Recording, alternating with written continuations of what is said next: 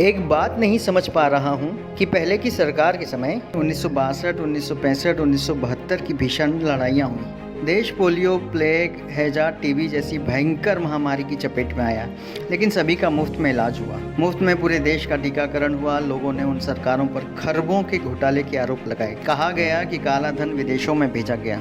कथित भ्रष्टाचार की खूब चर्चा रही। बावजूद इसके देश में बहुत सारे सरकारी कारखाने व कंपनियां खड़ी हुई। सरकारी अस्पताल, सरकारी कॉलेज, सरकारी स्कूल बने। सरकारी नौकरियों में कोई कमी नहीं रही। लोगों को नौकरियां दी गई। जो व्यक्ति इंटर मैट्रिक पास कर जाता था उसे घर से बुलाकर नौकरियां दी गई। तनख्वाह में कोई कमी नहीं रही। भत्ता हर वर्ष लगातार बढ़ता था। महंगाई भत्ता 131% तक दिया गया।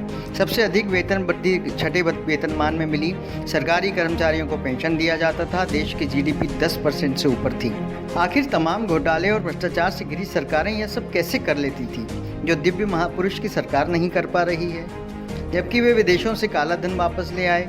नोटबंदी से भी देश का काला धन वापस आ गया। जीएसटी से सरकारी खजाना भर गया।